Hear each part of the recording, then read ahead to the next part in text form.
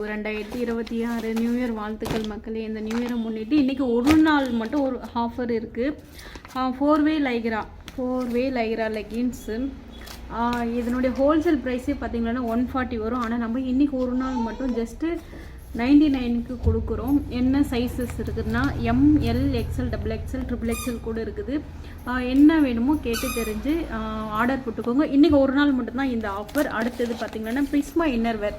இதில் என்னென்ன சைஸ் இருக்குதுன்னாக்கா S ML XL XXL வரைக்கும் இருக்குது.